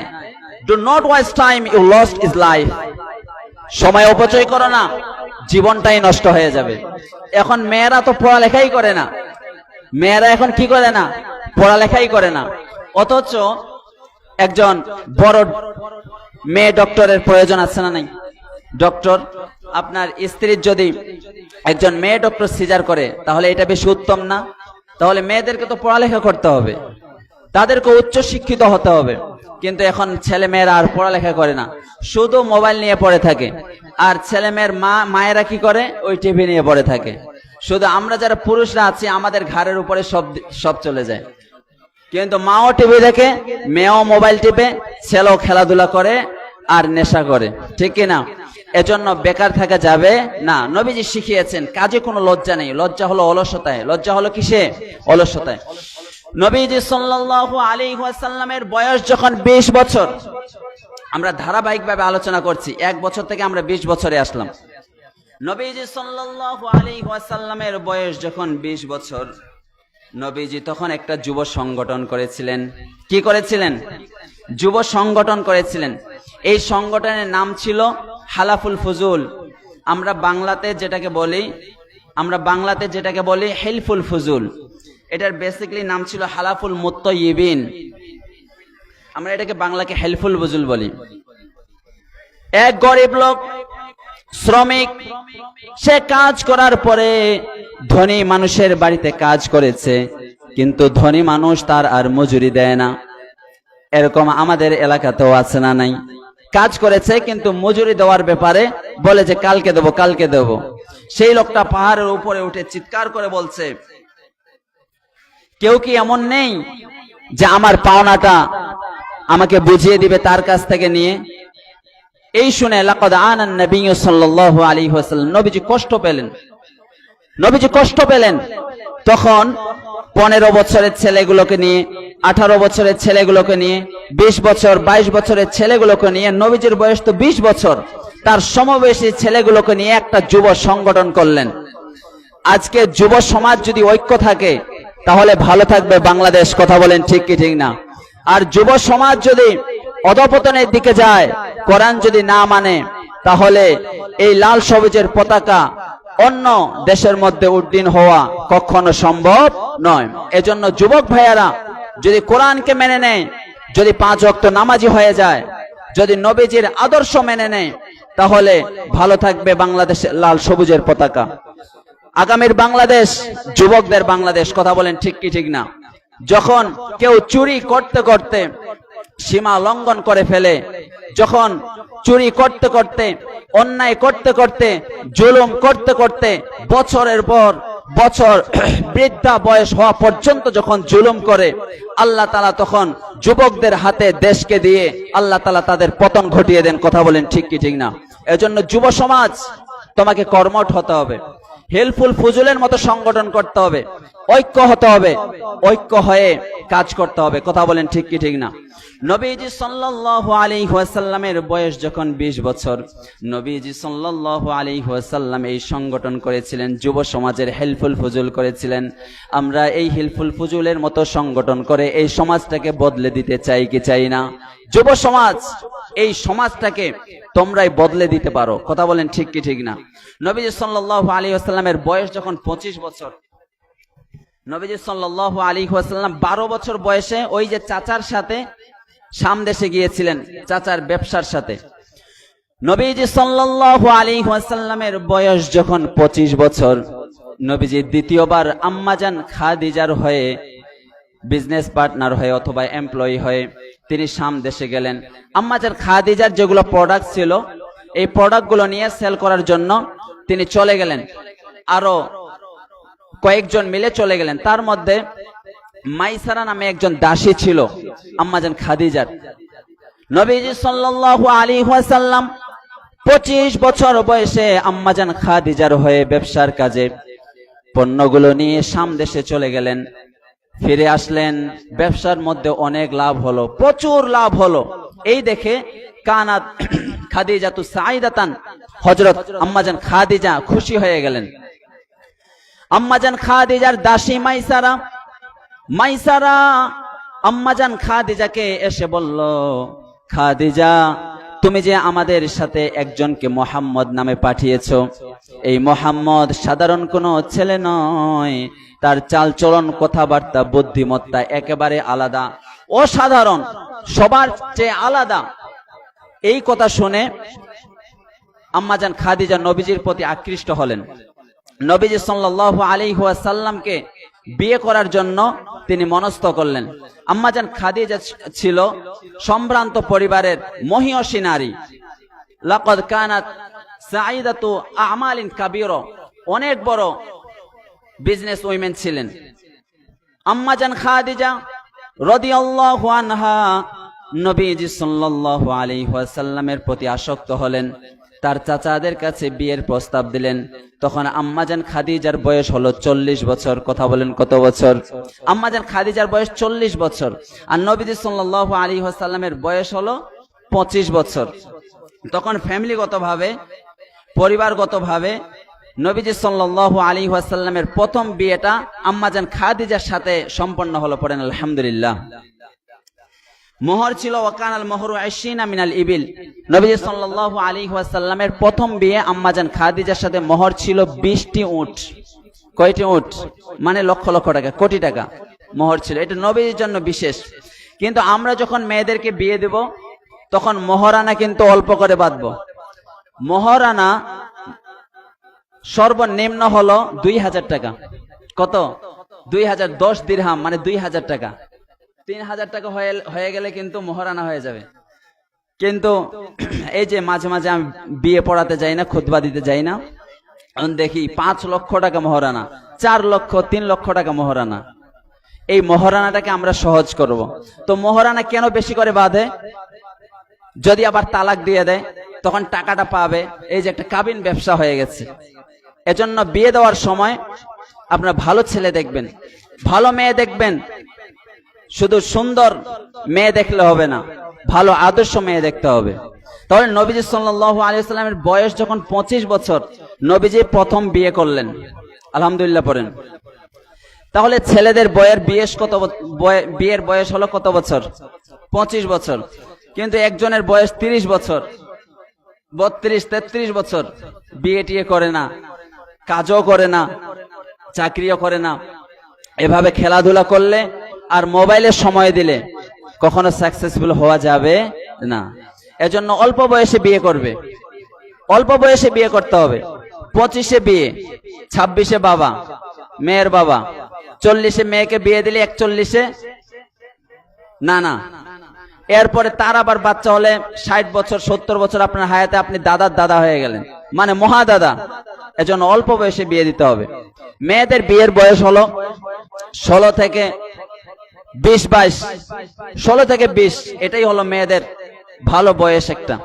আবার ছেলেদের 25, 24, 25, 26-এর ভিতরে বিয়ে দিয়ে দিবেন, তাহলে বরকত দিবেন কে? আল্লাহ রাব্বুল আলামিন বলেন 18 পারা 13 নম্বর পৃষ্ঠার 1 নম্বর লাইনে আছে, সূরা নূরের 32 নম্বর আয়াত। আল্লাহ বলেন ওয়া আনকিহুল আয়ামা, যারা অবিবাহিত ছেলে মেয়ে আছে তাদেরকে বিয়ের পিঁড়িতে বসিয়ে দাও। কথাটা কার? আল্লাহ। ওয়া আনকিহুল আয়ামা মিনকুম, তোমাদের কাছে যারা অবিবাহিত মেয়ে ছেলে আছে তাদেরকে বিয়ের পিঁড়িতে বসিয়ে দাও, তাদের বিয়ে বন্ধনে আবদ্ধ করে দাও। শুধু তাই নয়, আপনার বাড়িতে যে কাজের মেয়ে আছে, কাজের ছেলে আছে, ওয়াসসালিহিনা মিন ইবাদিকুম ওয়া ইমাইকুম, আপনার বাড়িতে যে দাস দাসী আছে, কাজের ছেলে কাজের মেয়ে আছে, তারা যদি একটু নেককার হয়, সচ্ছল হয়, তাদেরও বিয়ে করিয়ে দেন। মানে নিজের ছেলে মেয়েটার তো বিয়ে দিবেন, আবার যে কাজের ছেলে আছে কাজের মেয়ে আছে, একটু বেতন বেড়েছে, সচ্ছল হয়েছে, তাদেরও বিয়ের ব্যবস্থা করে দেন। তো একেবারে অসচ্ছল কোন রকম চলে, আল্লাহ বলেন ইয়াকুনু ফুকারা ইগনিহিমুল্লাহু মিন ফাদলি, তারা যদি অভাবগ্রস্ত হয় আল্লাহ এই বিয়ের মাধ্যমে অভাব দূর করে দিবেন। পড়েন সুবহানাল্লাহ। বিয়ে করলেই বরকত। আলহামদুলিল্লাহ বলেন। বিয়ে করলেই কি বরকত। বিয়ে করবেন তো চাকরির বেতন বেড়ে যাবে, চাকরি তাড়াতাড়ি হয়ে যাবে। কথা বলেন ঠিক কি ঠিক না? এজন্য বিয়ে করবেন, সামর্থ্য হলেই বিয়ে করবেন। যুবক ভাইয়েরা 25 বছর বয়সে বিয়ে করবে। একটু চাকরি অল্প বেতন তো কি হয়েছে, বিয়ে করো, বরকত দিবেন কে? আল্লাহ বলেছেন ফানকিহু মা তাবা লাকুম মিনান নিসা, পৃথিবীতে যেই মেয়েটাকে তোমার পছন্দ হয় তাকে বিয়ে করো। সামর্থ্য আছে, স্বাস্থ্যবান, শরীর স্বাস্থ্য আছে, আবার সামর্থ্য আছে, তাহলে মাসনা 2টা বিয়ে করতে পারবে। এরপরে আবার সামর্থ্য আছে, তুমি সুস্থ আছো, শারীরিক সুস্থ আছো, তাহলে সুলাসা 3য় বিয়ে করতে পারবে। যদি আরো সামর্থ্য থাকে, শরীর সুস্থ থাকে, তাহলে রুবা 4টা বিয়ে করতে পারবে। কয়টা বিয়ে? 4টা পর্যন্ত ইসলামে বিয়ে বৈধ। এরপরও শোনা যায় মন্ত্রী সাহেব কোটি কোটি টাকা, কারণ চুরি করতে করতে এত টাকা হয়েছে, এদের হাতগুলো আগে কেটে দেওয়া দরকার। কথা বলেন ঠিক কি ঠিক না? তো দেখা যায় যে বিয়ে করতে করতে কারো 5টা বউ, কারো 8টা বউ, কারো 10টা বউ, এভাবে বিয়ে করলে যত সন্তান হবে সব যারও সন্তান হবে। কথা বলেন ঠিক কি ঠিক না? এই জন্য অবৈধ সন্তান এগুলোই নাস্তিক হয়, এগুলোই জালেম হয়। অবৈধ সন্তান জালেম হয়, অবৈধ সন্তান নাস্তিক হয়। এজন্য ইসলামের 4টি বিয়ে। কয়টি বিয়ে? 4টি বিয়ে। যদি সামর্থ্য থাকে, আবার শারীরিকভাবে সুস্থতা থাকে, এই 2টা গুণ যদি পাওয়া যায়, তাহলে তার জন্য 2য় বিয়ে করা, 3য় বিয়ে করা, 4র্থ বিয়ে করা কি আছে? জায়েজ আছে। কথাটা বুঝলেন নাকি না বুঝলেন? তাহলে নবীজি সাল্লাল্লাহু আলাইহি ওয়াসাল্লামের বয়স যখন 25 বছর, নবীজি সাল্লাল্লাহু আলাইহি ওয়াসাল্লাম প্রথম বিয়ে করলেন। এরপরে নবীজি সাল্লাল্লাহু আলাইহি ওয়াসাল্লামের প্রথম স্ত্রী আম্মাজান খাদিজা যতদিন পর্যন্ত তিনি বেঁচে ছিলেন, নবীজি আর 2য় বিয়ে করেন নাই। পড়েন সুবহানাল্লাহ। নবীজি আম্মাজান খাদিজাকে এত ভালোবাসতেন, আর 2য় বিয়ে করেন নাই।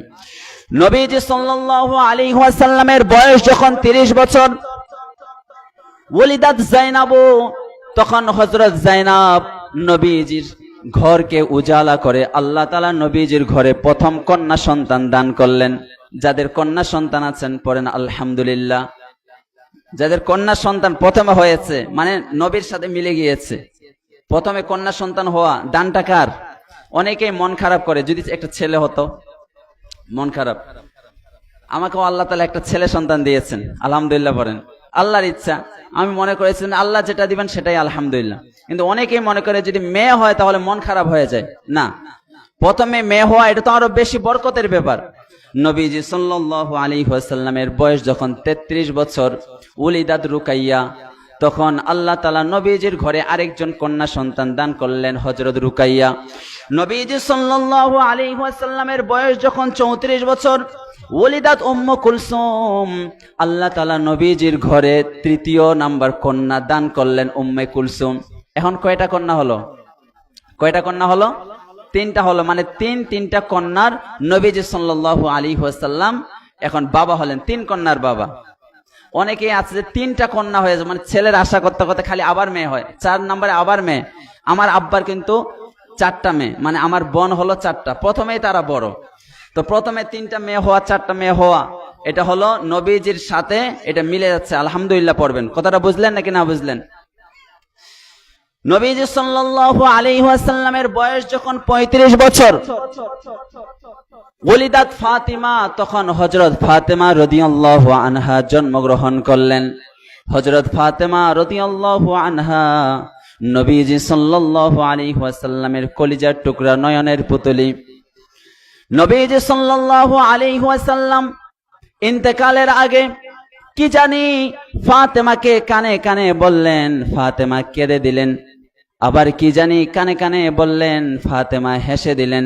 বন্ধুরা আমার, হাদিসের কিতাব বুখারী, সহিহ বুখারী শরীফে 3624 নম্বর হাদিসের বর্ণনা। ইমাম বুখারী কিতাবুল মানাকিব অধ্যায়ের মধ্যে হাদিসটি এনেছেন।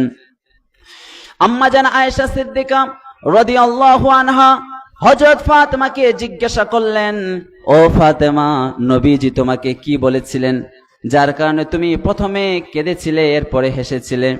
নবীজি বলেছিলেন, আমার সময় হয়ে গেছে।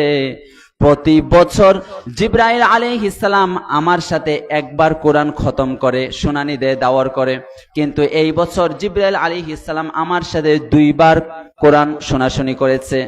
মানে আমি বুঝতে পেরেছি আমার যাওয়ার সময় হয়ে গেছে, কিন্তু আমার মনে হয় তোমার সাথে আমার প্রথম দেখা হবে। এই কথা শুনে আমি কেঁদে দিয়েছি, ফাবাকাইতু, আমি কেঁদে দিয়েছি। এরপরে নবীজি হযরত ফাতেমার কানে কানে বললেন, সাইয়্যিদাতা নিসাই আহলিল জান্নাহ, ও ফাতেমা, তুমি যদি জান্নাতের নারীদের সরদারিনী হও তাহলে তুমি খুশি কিনা? ফাদহিকতু লিযালিকা, হযরত ফাতেমা বলেন, এই কথা শুনে আমি হেসে দিয়েছি। কথাটা বুঝবেন, নবীজি সাল্লাল্লাহু আলাইহি ওয়াসাল্লাম বললেন, ফাতেমা, তুমি জান্নাতের নারীদের সরদারিনী হবে। এখানে কিন্তু জান্নাতের নারী পুরুষ উভয়ের সরদারিনী হবে, নবীজি কিন্তু এই কথা বলেন নাই। কারণ হলো আল্লাহ রাব্বুল আলামিন বলেন, 5 পারা 2 নম্বর পৃষ্ঠার 10 নম্বর লাইনে আছে, সূরা নিসার 34 নম্বর আয়াত, আল্লাহ বলেন, আর রিজালু কাওয়ামুনা আলান নিসা, মহিলাদের অভিভাবক হলো পুরুষরা, পুরুষরা নেতৃত্ব দিবে। এখানে মহিলা মানুষ কখনো প্রেসিডেন্ট হতে পারবে না, এটা কোরআনের খেলাফ, হাদিসের খেলাফ। মহিলা মানুষ যদি প্রেসিডেন্ট হয় তাহলে তার আশেপাশে যারা থাকবে এরা হবে চোর, চোর আর ডাকাত। মহিলা মানুষ যদি প্রধানমন্ত্রী হয় তাহলে চোর বেড়ে যাবে, ডাকাত বেড়ে যাবে, অন্যায় জুলুম অত্যাচার বেড়ে যাবে। কথা বলেন ঠিক কি ঠিক না? এজন্য আল্লাহ রাব্বুল আলামিন বলেন, আর রিজালু কাওয়ামুনা আলান নিসা, মহিলাদের অভিভাবক হলেন পুরুষরা, পুরুষরা মহিলাদেরকে সুরক্ষা দিবেন। এজন্য মহিলা যদি নেতৃত্ব দেয় তাহলে অন্যায় জুলুম, কারণ আশেপাশে যেগুলো আছে এগুলো চোর, কোটি কোটি টাকা চুরি করে, শুধু কোটি না, হাজার হাজার কোটি টাকা চুরি করে, এত বড় চোর। তাহলে এই হাদিস থেকে আমরা জানলাম, নবীজি বলেছেন, ও ফাতেমা, তুমি জান্নাতের নারীদের সরদারিনী হবে। ফাতেমা রাদিয়াল্লাহু আনহা হেসে দিলেন, মানে সে খুশি, নারীদের উপরে নেতৃত্ব দেওয়া তাতেই খুশি। এখন হযরত ফাতেমা তো এই কথা বলেন নাই যে আমি পুরুষদেরও সরদারিনী হব, বলেছেন? বলেন নাই। তাহলে নারীরা নারীদের উপরে নেতৃত্ব দিবে, নারীরা নারীদেরকে বয়ান শোনাবে ফেস টু ফেস। একটা পঞ্চগড়ে একটা হিজবুত তাওহীদ আছে, হিজবুত তাওহীদ, এই হিজবুত তাওহীদ না, হিজবুত শয়তান, মহিলাদেরকে সামনে নিয়ে কি করে? বয়ান করে। বলে যে পর্দা করার কোনো আয়াত আছে? গন্ড মূর্খ, তো পড়ালেখা করে নাই, কিভাবে বুঝবে যে পর্দা করার আয়াত কোনটা? ওরা বলবে যে এই বোরকা, এটা কি কোরআন হাদিসে কোথাও আছে? বোরকা তো কোরআন হাদিসে কোথাও নেই, কিন্তু পর্দার কথা আছে, বোরকা পরলে পর্দা হয়, এই জন্য পর্দা পরা কি ফরজ। আসলে বোরকা পরেও কিন্তু বেপর্দা হয়, এটাই কিন্তু পর্দা না। পর্দা হচ্ছে নিজেকে আবৃত করে রাখা, যেন পরপুরুষের নজর থেকে হেফাজত হওয়া যায়। তাহলে কেউ যদি বোরকা পরে এর মানে যে পর্দা হয়েছে তা না। বোরকা পরার কারণে যদি আকৃষ্ট ছেলেরা বেশি হয় তাহলে এটা বেপর্দা বেশি। মানে আমার মায়েরা বোনেরা যারা ওয়াজ শুনছেন, পর্দা হলো নিজের শরীরের গঠন কারো কাছে যেন প্রকাশ না পায়, এটা হলো পর্দা। এখন জিন্স আর গেঞ্জি পরে যদি বের হয় তাহলে তো শরীরের গঠন সবগুলো বেপর্দা হয়ে গেল, এটা কখনো পর্দা হবে না। বোরকা পরার পরেও যদি গঠন দেখা যায় এটা পর্দা হবে না। আমার ভাইয়েরা, নবীজি সাল্লাল্লাহু আলাইহি ওয়াসাল্লামের বয়স যখন 35 বছর, ওলিদাত ফাতেমা, ফাতেমা রাদিয়াল্লাহু আনহা নবীজির ঘরে জন্মগ্রহণ করলেন। বন্ধুরা আমার, এই বছরেই কাবা ঘর আগুন লেগে পানি বন্যায় ধ্বংস হয়ে গিয়েছিল। কুরাইশরা ইব্রাহিম আলাইহিস সালামের ভিত্তির উপরে আবার পুনর্নির্মাণ করেছিলেন। তখন হাজরে আসওয়াদ, কালো কালো পাথরকে বসানোর ব্যাপারে দ্বন্দ্ব লেগে গিয়েছিল। ওই যে কাবা শরীফের দেওয়ালে হাজরে আসওয়াদ কালো পাথর আছে না নাই? চাচা চুমা দিয়েছেন? পারেন নাই? এবার ইনশাআল্লাহ দিবেন, ইনশাআল্লাহ পড়েন। আচ্ছা, এবার দিবেন ইনশাআল্লাহ। তাছাড়া এই যে হাজরে আসওয়াদ, হাজরে আসওয়াদকে কে কাবা ঘরের দেওয়ালে বসাবেন এই নিয়ে দ্বন্দ্ব হয়ে গিয়েছে, 4টা গ্রুপ হয়ে গেছে। নবীজি সাল্লাল্লাহু আলাইহি ওয়াসাল্লামের সমাধান দিয়েছিলেন। নবীজি সাল্লাল্লাহু আলাইহি ওয়াসাল্লামের বয়স তখন 35। তিনি সমাধান দিলেন, সবাইকে বললেন তোমরা এই চাদরের 4 গ্রুপ 4 দিকে ধরো, আর মাঝখানে কালো পাথর হাজরে আসওয়াদ। 4 গ্রুপ 4 দিকে ধরেছে, আর নবীজি সাল্লাল্লাহু আলাইহি ওয়াসাল্লাম হাজরে আসওয়াদ কালো পাথর নিয়ে ওয়াজান নবী সাল্লাল্লাহু আলাইহি ওয়াসাল্লাম হাজরে আসওয়াদ, নবীজি কালো পাথর হাজরে আসওয়াদ নিয়ে কাবা ঘরের দেওয়ালে বসিয়ে দিয়েছেন। পড়েন সুবহানাল্লাহ। তারা চারটা গ্রুপ হয়ে গিয়েছিল, দ্বন্দ্ব লেগে গিয়েছিল, এই কাবা ঘরের হাজরে আসওয়াদ কে বসাবে। কিন্তু নবীজি সমাধান দিয়ে দিলেন, ঠিক আছে তোমরা চারদিকে ধরো, তোমাদেরও হলো। আর নবীজি, এটা আল্লাহরই খেলা, নবীজি নিজেই কালো পাথর নিয়ে কাবা ঘরের দেওয়ালে বসিয়ে দিলেন। পড়েন আল্লাহু আকবার। নবীজি সাল্লাল্লাহু আলাইহি ওয়াসাল্লামের বয়স যখন 37 বছর, তিনি একা থাকাকে ভালোবাসতে শুরু করলেন। বন্ধুরা আমার, হাদিসের কিতাব বুখারী, সহিহ বুখারী শরীফের প্রথম অধ্যায়, প্রথম নাম্বার পরিচ্ছেদ, ইমাম বুখারী কিতাব বদিল ওয়াহি, এই অধ্যায়ের মধ্যে বাবু কাইফা কানা বদিল ওয়াহি ইলা রাসূলিল্লাহি সাল্লাল্লাহু আলাইহি ওয়াসাল্লাম, প্রথম নাম্বার পরিচ্ছেদের মধ্যে হাদিসটি এনেছেন। সহিহ বুখারী শরীফের 3 নাম্বার হাদিসের বর্ণনা। সুম্মা হুব্বিবা ইলাইহিল খালা ওয়া কানা ইয়াখলু বিগারি হিরাইন ফায়াতাহান্নাসু ফীহি ওয়া হুয়া তাআব্বুদ। নবীজি সাল্লাল্লাহু আলাইহি ওয়াসাল্লাম হেরা গুহায় একা একা থাকাকে পছন্দ করলেন। হেরা গুহা, সেখানে তিনি একা একা থাকাকে পছন্দ করলেন, ইবাদত করা শুরু করে দিলেন। নবীজি সাল্লাল্লাহু আলাইহি ওয়াসাল্লাম সত্যের সন্ধান করছিলেন, কোনটা হক কোনটা সত্য, সত্য তিনি খুঁজছিলেন। আল্লাহ বলেন ওয়াজাদাকা দাল্লান ফাহাদা, আই হাদাকা ইলাইহা, আপনি রাস্তা খুঁজছিলেন, কোন দিকে যাব, আমি আল্লাহ আপনাকে রাস্তা দেখিয়েছি। এজন্য আমরা রাস্তা হারিয়ে ফেললে রাস্তা দেখান কে? এজন্য সরল সঠিক পথ আমরা কার কাছে চাইব? আমরা সবসময় নামাজে একটা দোয়া করি, ইহদিনাস সিরাতাল মুস্তাকিম, আল্লাহ আমাদেরকে সরল সঠিক পথ দেখাও। আমি যদি কোনদিন পথ ভুলে যাই, হাত ছানি দিয়ে কাছে নিও, মমতার বন্ধনে আমায় বেঁধে সব ভুল ক্ষমা করে নিও। আমি যদি কোনদিন পথ ভুলে যাই, পড়েন আমিন। নবীজি সাল্লাল্লাহু আলাইহি ওয়াসাল্লাম নির্জনে থাকাকে পছন্দ করলেন। সরল সঠিক পথ কোনটা, সত্যের পথ, এটা তিনি সন্ধান করতে লাগলেন। নবীজি আমাদের জন্য হচ্ছেন আদর্শ। নবীজি অফিসিয়ালি যদিও 40 বছরের পরে নবুয়ত প্রাপ্ত হয়েছেন, কিন্তু নবীজির আগের চরিত্রটাও আমাদের জন্য হলো উত্তম আদর্শ। আল্লাহ রাব্বুল আলামিন বলেন 21 পারা 19 নাম্বার পৃষ্ঠার 12 নাম্বার লাইনে আছে, সূরাতুল আহজাবের 21 নাম্বার আয়াত, আল্লাহ বলেন লাকাদ কানা লাকুম ফি রাসূলিল্লাহি উসওয়াতুন হাসানা। আল্লাহ বলেন তোমাদের রাসূলের মধ্যে তোমাদের জন্য রয়েছে উত্তম আদর্শ। নবীজি যদিও 40 বছরে নবী হয়েছেন, নবুয়ত প্রাপ্ত হয়েছেন, কিন্তু 1 থেকে 40 বছরের জীবনটাও আমাদের জন্য অনুপম আদর্শ। কথা বলেন ঠিক কি ঠিক না? সম্মানিত উপস্থিতি, নবীজি সাল্লাল্লাহু আলাইহি ওয়াসাল্লাম হেরা গুহায় একা একা ইবাদত করা শুরু করে দিলেন। এখন প্রশ্ন হলো, নবীজি সাল্লাল্লাহু আলাইহি ওয়াসাল্লাম তখন ইবাদত করতেন কোন ধর্মের অনুসারী ছিলেন? প্রথম কথা হলো, নবীজি সাল্লাল্লাহু আলাইহি ওয়াসাল্লাম কখনো মূর্তিকে টাচ করেন নাই।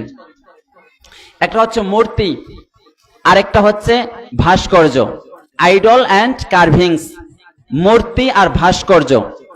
মূর্তি বানানো হারাম, এটা শিরিক, যারা কাফের এরা মূর্তি বানিয়ে পূজা করে। আরেকটা হচ্ছে ভাস্কর্য, খোদাই করা ভাস্কর্য, যে ভাইজান বসে আছে দেখে দেখে আরেকটা ভাস্কর্য বানানো, এটা হচ্ছে হারাম। এই ভাস্কর্য বানানো যাবে? আলেমরা যখন বলে ভাস্কর্য বানানো যাবে না, কারো মূর্তি বানানো যাবে না, তখন আলেমদেরকে জেল জরিমানা দেয়, আছে না নাই? এরপরে আয়নাঘর, আলেমদের কত আলেমকে যে আয়না ঘরে রাখা হয়েছিল। 13 সালের শাপলা চত্বরে আলেমদেরকে গুলি করে হত্যা করা হয়েছে, কতজনকে আয়না ঘরে রাখা হয়েছিল। সম্মানিত উপস্থিতি, আলেম যখন বলেন যে মূর্তি বানায়ও না, ভাস্কর্য বানানো যাবে না, তখন তাদেরকে বন্দী করে রেখে দেয়, তাদেরকে ফাঁসির মঞ্চে ঝুলানো হয়, তাদেরকে ষড়যন্ত্র করে জেলখানার মধ্যে বছর কি বছর রেখে তাদেরকে হত্যা করে দেওয়া হয়। কথা বলেন ঠিক কি ঠিক না? তো কি হয়? আলেমরা বলে যে বানানো যাবে না, এজন্য আলেমদেরকে জেল জরিমানা দাও। এক সময় আলেমরা এই চোখের পানি দিয়ে আলেমরা আল্লাহকে বিচার দিবে, অন্যদের মাধ্যমে আল্লাহ তাআলা এটা দেখিয়ে দিবেন, তাদের পতন ঘটিয়ে দিবেন। কথা বলেন ঠিক কি ঠিক না? সম্মানিত উপস্থিতি, তাহলে নবীজি সাল্লাল্লাহু আলাইহি ওয়াসাল্লামের কখনো মূর্তির সাথে সম্পর্ক ছিল না, কখনো ভাস্কর্যের সাথে সম্পর্ক ছিল না। নবীজি ভাস্কর্য ভেঙেছেন, নবীজি মূর্তি ভেঙেছেন, এগুলোর সাথে আমাদের কোনো সম্পর্ক নেই। নবীজি সাল্লাল্লাহু আলাইহি ওয়াসাল্লাম হানিফ সম্প্রদায়ের অন্তর্ভুক্ত ছিলেন। ইব্রাহিম আলাইহিস সালামের ধর্মের যেগুলো বাকি ছিল সেগুলোর উপরে তিনি আমল করতেন। তাহলে নবী ইব্রাহিম আলাইহিস সালাম ছিলেন মুসলিম, আর মুসলিম ইব্রাহিম আলাইহিস সালামের ধর্মের যেগুলো বাকি ছিল নবী সাল্লাল্লাহু আলাইহি ওয়াসাল্লাম সেগুলোর উপরে আমল করতেন। নবীজির বয়স এখন 37। নবীজি সাল্লাল্লাহু আলাইহি ওয়াসাল্লাম 37 বছর থেকে 39 বছর 6 মাস পর্যন্ত হেরা গুহায় ইবাদত করলেন। পড়েন সুবহানাল্লাহ। 37 বছর থেকে 39 বছর 6 মাস পর্যন্ত হেরা গুহায় ইবাদত করলেন। তিনি বাসায় আসতেন, আবার খাবার দাবার নিয়ে যেতেন, আবার কখনো আম্মাজান খাদিজা রাদিয়াল্লাহু আনহা খাবার দিয়ে যেতেন। ওয়া হুয়া তাআব্বুদুল লায়ালিয়া যাওয়াতিল আদদি ক্বাবলা আয়ানজিআ ইলা আহলিহি। নবীজি সাল্লাল্লাহু আলাইহি ওয়াসাল্লাম বাড়ি থেকে খাবার নিয়ে যেতেন, আম্মাজান আয়েশা খাদিজা রাদিয়াল্লাহু আনহা খাবার দিতেন, আর তিনি সেখানে নির্জনে ইবাদত করতেন। নবীজি সাল্লাল্লাহু আলাইহি ওয়াসাল্লামের বয়স যখন, কথাটা মনোযোগ দিয়ে শুনবেন, 39 বছর 6 মাস পূর্ণ হয়েছে, তখন তিনি আর-রুইয়া সাদিকা, গুড ড্রিমস দেখা শুরু করলেন।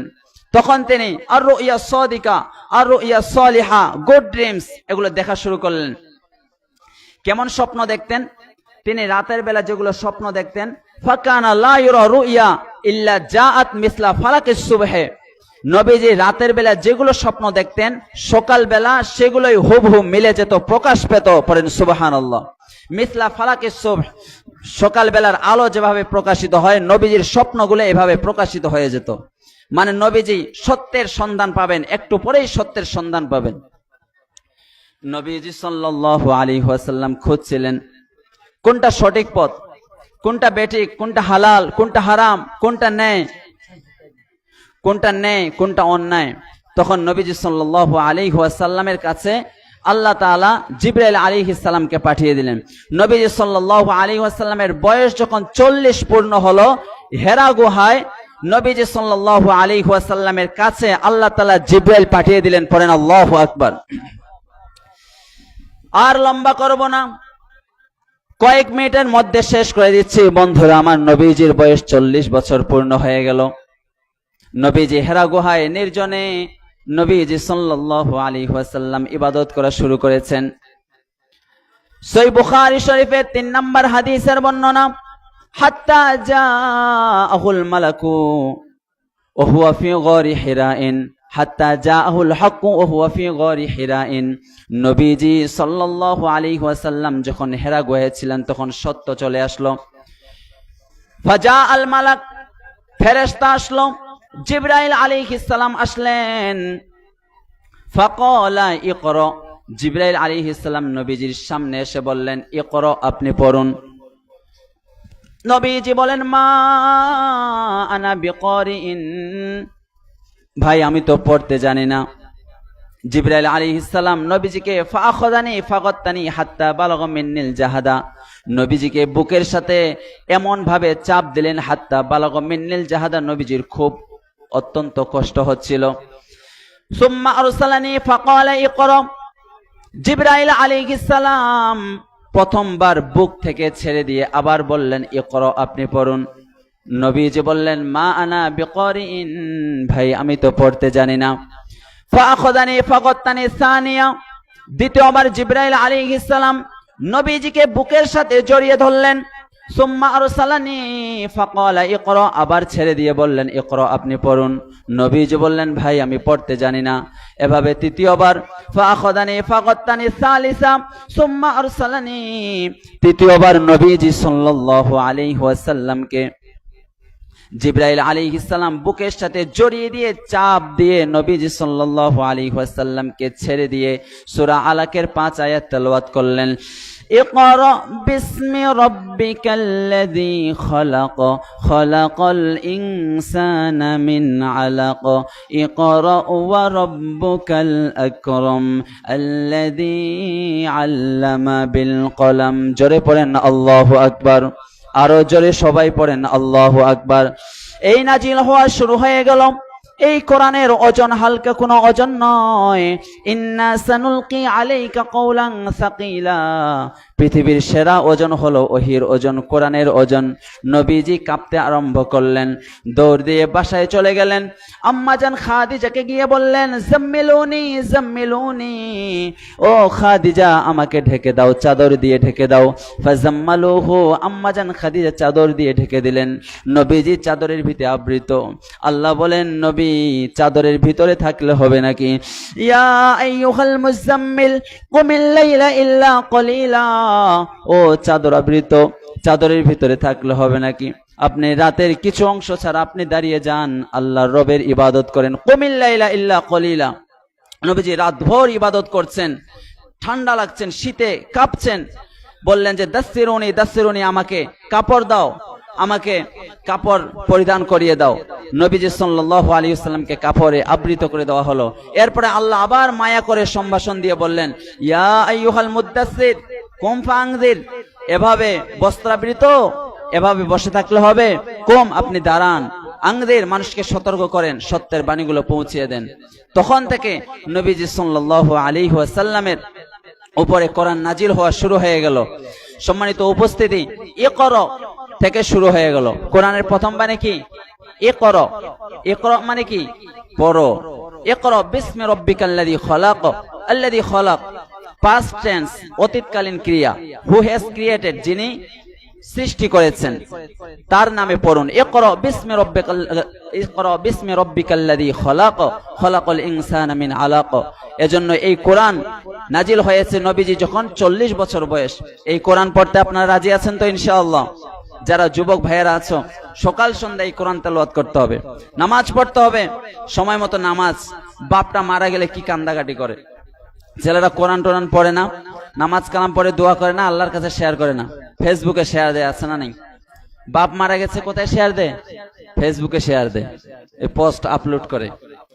এই মেয়েগুলো ছেলেগুলো এত অবাধ্য হয়ে গেছে, বাপ মারা গেছে এটা পোস্ট দেওয়ার জিনিস নাকি? ফেসবুকে দেওয়ার জিনিস? কোরআন পড়ো, তেলাওয়াত করো, নামাজ পড়ে মা বাবার জন্য দোয়া করো।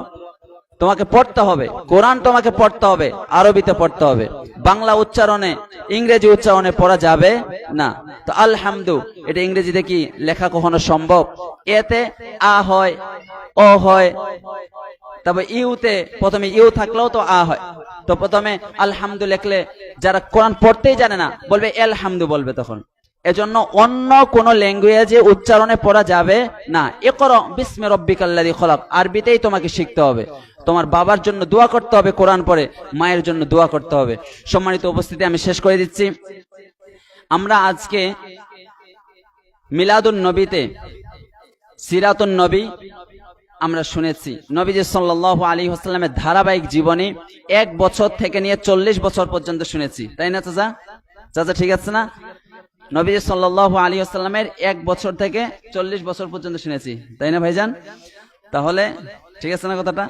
তাহলে এভাবে আমার বলা উদ্দেশ্য হচ্ছে 40 বছর পর্যন্ত হয়ে গেল, 40 থেকে 63 এই জিন্দেগিটাও আমাদের জেনে আমল করার দরকার আছে না নেই?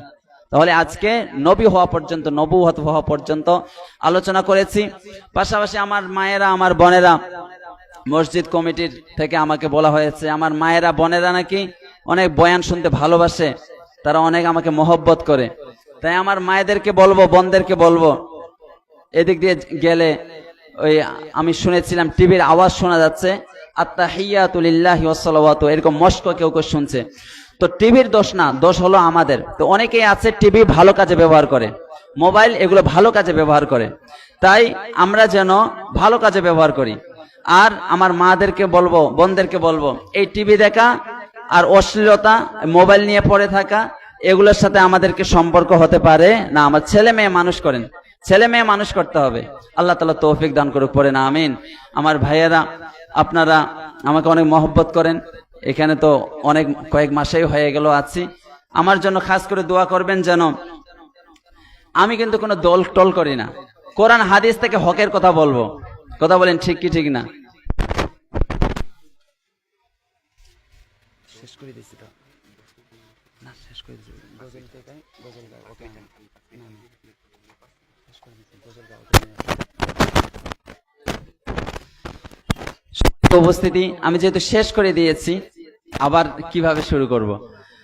তাই শেষে এটাই আরজ, আমার কিন্তু বয়স একেবারে কম, মানে 25 বছরে পড়ালেখা শেষ করে 25-এর শেষের দিকে বিয়ে, 26-এ বাবা, এখন 27-এ চলতেছে আর কি, আল্লাহর রহম। তো আপনাদের এখানে আছে একেবারে বয়স অল্প, মানে মাত্র পড়ালেখা শেষ করে খেদমত বা চাকরিতে আমি জয়েন করেছি। আপনাদের সকলের কাছে দোয়া, বিশেষ করে আমার মায়েদের কাছে, বোনদের কাছেও দোয়া চাই, যেন এভাবে হকের কথা বলে যেন দিন ইসলামের খেদমত করে যেতে পারি। সকলের কাছে দোয়া চাই, আল্লাহ কবুল করুক, পড়েন আমিন। ওয়া আখিরু দাওয়ানা আনিল হামদুলিল্লাহি রাব্বিল আলামিন। আসসালামু আলাইকুম ওয়া রাহমাতুল্লাহি ওয়া বারাকাতুহু।